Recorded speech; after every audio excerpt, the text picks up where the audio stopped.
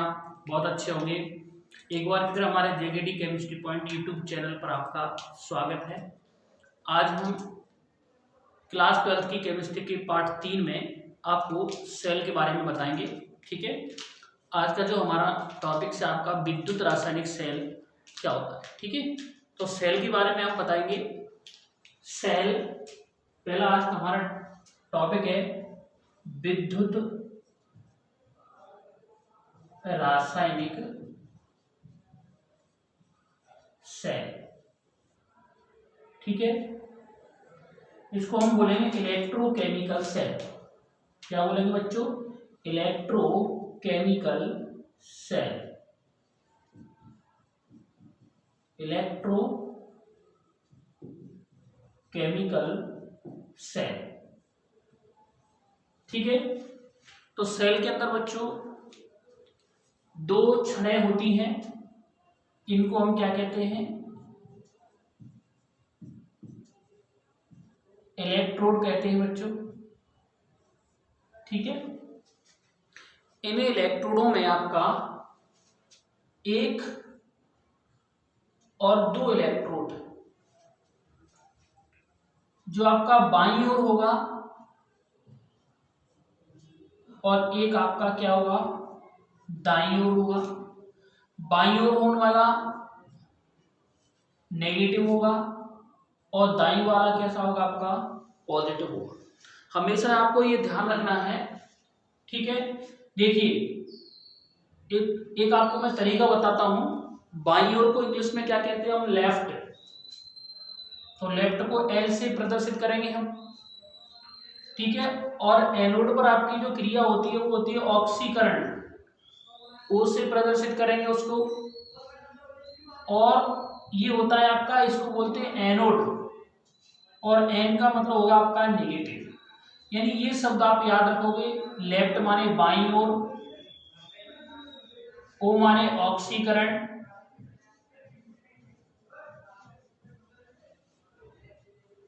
ए माने क्या होगा? आपका एनोड, और एन माने होगा बच्चों ऋणात्मक, नेगेटिव। ठीक है, इस तरीके से आपको किसी भी इलेक्ट्रोड को पहचान करने के लिए, यानी जो बाईं ओर होगा वो हमेशा क्या माना जाएगा? एनोड माना जाएगा। ठीक है, अब दाईं ओर के लिए R, R P, R R C और पी। आर का मतलब होगा राइट, यानी दाईं ओर।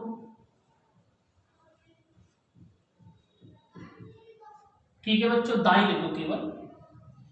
इसके बाद आर का मान होगा रिडक्शन, और रिडक्शन को हम आपको चयन के नाम से जानते हैं। सी का मतलब होगा बच्चों कैथोड, और पी का मतलब होगा आपका पॉजिटिव या धनात्मक। ठीक है, इस तरीके से हम किसी भी इलेक्ट्रोड के एनोड और कैथोड को पहचान सकते हैं। जो सेल के अंदर बाईं ओर होगा उसको एनोड कहेंगे, और जो दाईं ओर होगा उसको हम कैथोड कहेंगे। ठीक है, अगली बात में अब हमें आपको पहले ही बता चुके हैं कि एनोड पर हमेशा ऑक्सीकरण होगा,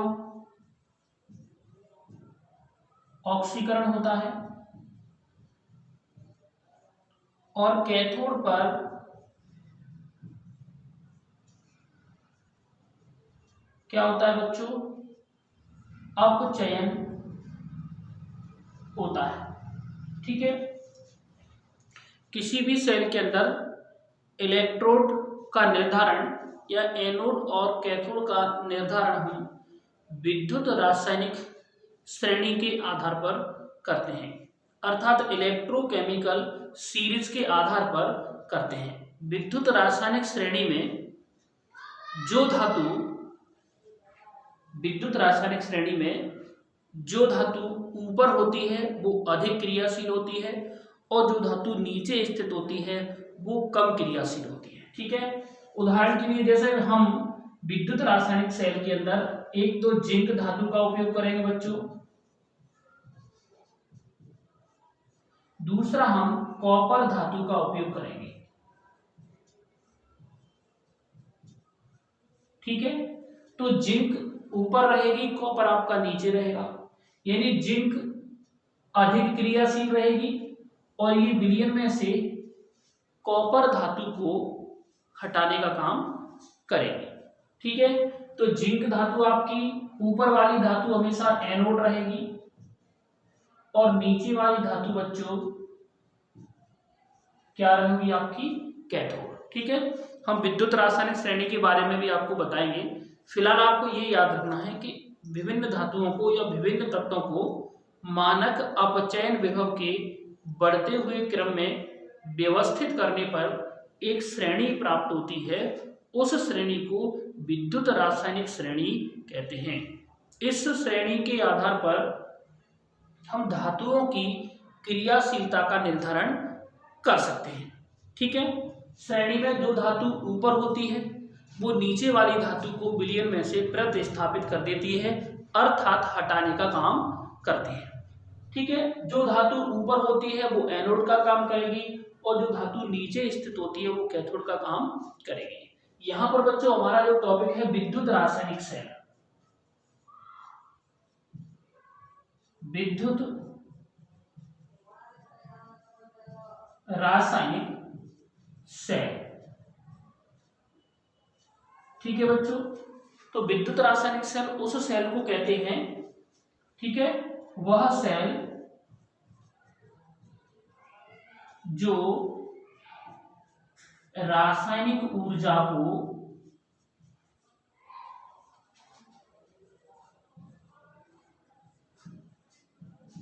विद्युत ऊर्जा में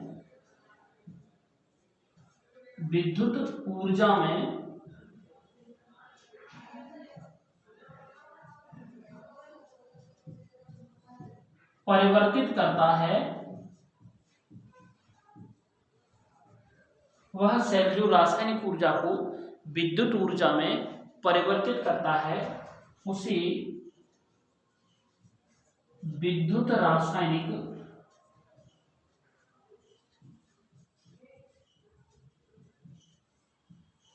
सेल कहते हैं।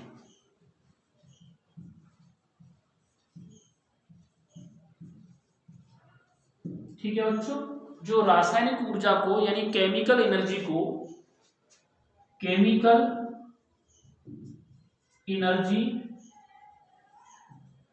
Convert into electrical energy. ठीक है, जो विद्युत ऊर्जा को जो रासायनिक ऊर्जा को यहां लिखेंगे रासायनिक ऊर्जा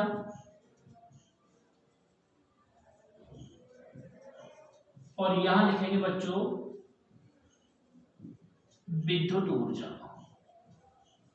जो रासायनिक ऊर्जा को विद्युत ऊर्जा में परिवर्तित करते हैं उनको हम क्या कहते हैं, विद्युत रासायनिक सेल कहते हैं। जैसे डेनियल सेल की बात करें या वोल्टी या गैल्वेनिक सेल। ठीक है, ये इनमें से किसी का भी आए आपको वो आपका विद्युत रासायनिक, आपसे एग्जाम में ये पूछा जाएगा कि विद्युत रासायनिक सेल को डेनियल सेल का उदाहरण देकर समझाइए। ठीक है बच्चों, तो ये क्या होगी आपकी परिभाषा।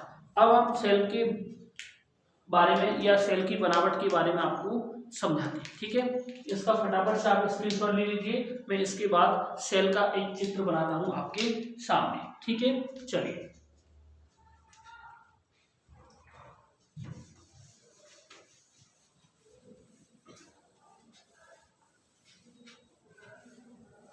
सबसे पहले हम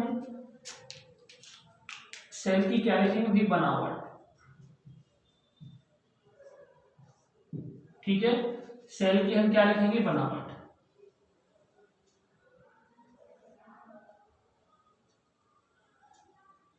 इस तरीके से आपको क्या बनाना है, आपका सेल बनाना है। ठीक है, तो हम इसके अंदर एक जिंक धातु की छड़ लेंगे, ठीक है, और इसको हम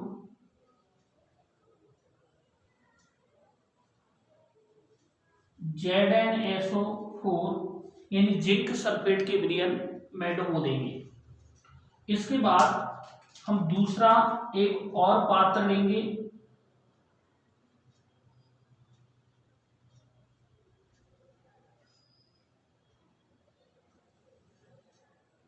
इस तरीके से, ठीक है। एक दूसरा और पात्र लेंगे हम,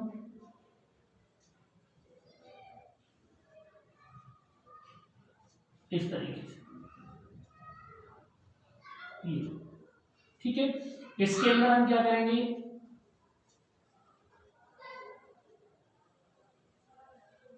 एक कॉपर धातु की छड़ लेंगे, ठीक है। इन दोनों छड़ों को हम एक तार द्वारा वोल्ट मीटर से जोड़ देंगे, इस तरीके से, ठीक है। इन दोनों पात्रों को हम एक उल्टे यू आकार की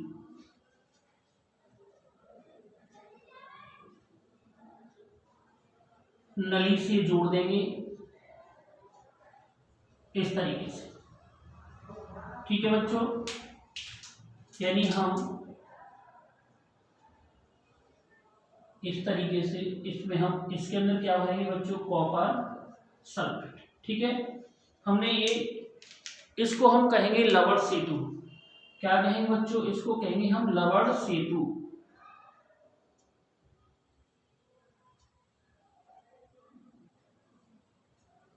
क्या कहेंगे इसको, लवण सेतु,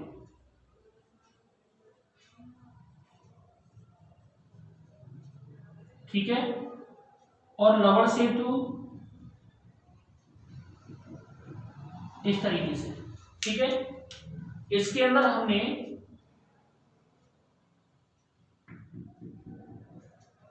एक अर्ध ठोस अमोनियम नाइट्रेट NH4N3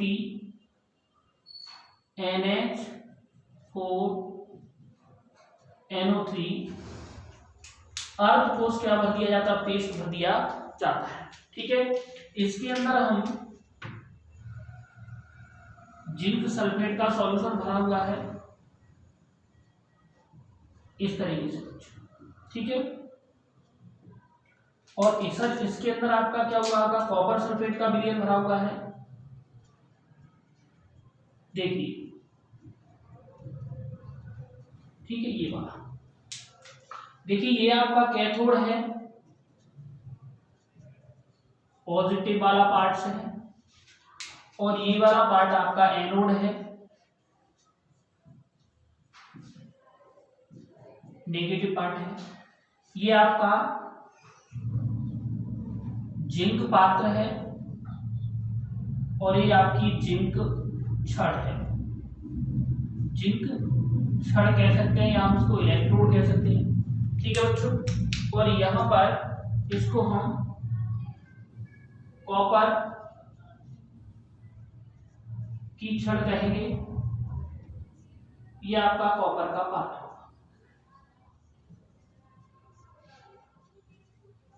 ठीक है बच्चों। इस तरीके से यहां इसको वोल्ट मीटर कहेंगे हम,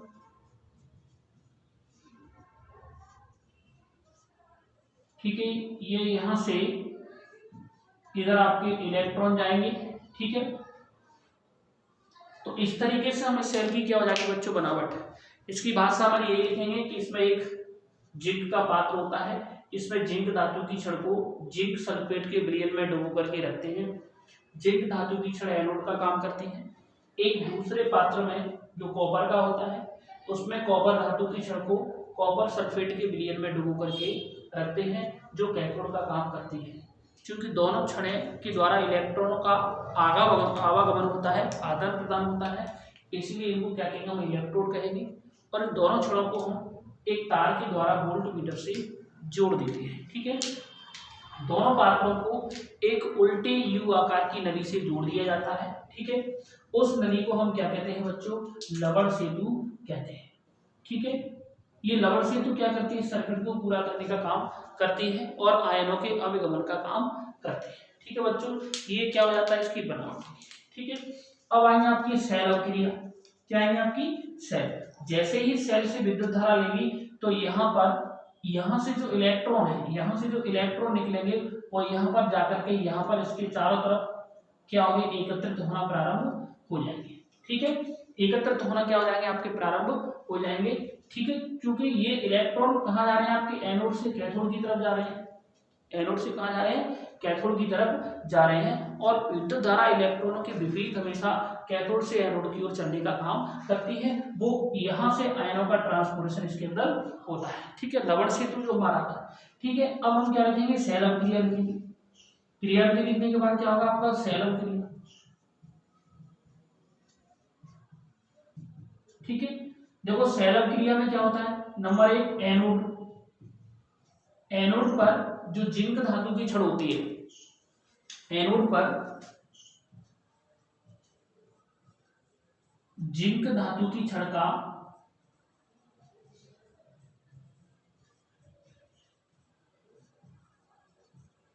Zn2+ आयनों में ऑक्सीकरण होने लगता है, ऑक्सीकरण होने लगता है, ठीक है बच्चों। तो देखो Zn, अभी ये सॉलिड है,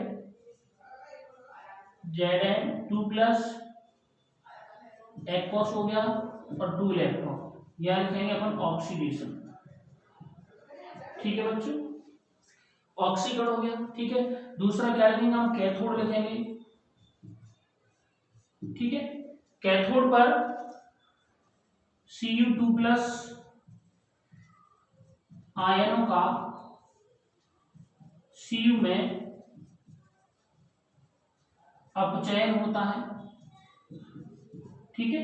तो यहां लिखेंगे हम Cu2+ 2 इलेक्ट्रॉन, तो यहां हो जाएगा Cu। ये भी कैसा था आपका, एक यू था, ये कैसा होगा आपका सॉलिड, ठीक है। यहां लिख देंगे हम बच्चों रिडक्शन, या कह सकते हैं हम क्या कहेंगे, अपचयन, ठीक है।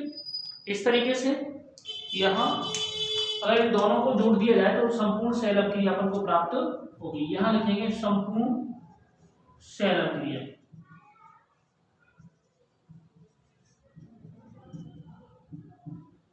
क्या लिखेंगे बच्चों, संपूर्ण सेल अभिक्रिया, ठीक है। इन दोनों को अगर हम जोड़ देते हैं, इलेक्ट्रॉन से आपका इलेक्ट्रॉन कट जाएगा, देखिए इलेक्ट्रॉन से इलेक्ट्रॉन आपका कट जाएगा, तो संपूर्ण सेल अभिक्रिया में Zn सॉलिड, ठीक है, plus Cu2+ give out Zn2+ plus Cu, ठीक है। ये आपकी क्या हो जाएगी बच्चों, संपूर्ण सेल अभिक्रिया हो जाएगी। इस तरीके से आपका विद्युत रासायनिक सेल कंप्लीट हो जाता है, ठीक है। अच्छी तरीके से अच्छे याद कर लेना, समझ लेना, इंपोर्टेंट पार्ट है और परीक्षा की दृष्टि से बहुत महत्वपूर्ण है, ठीक है बच्चों। अच्छी तरीके से आपका चित्र बना लीजिए, ठीक है।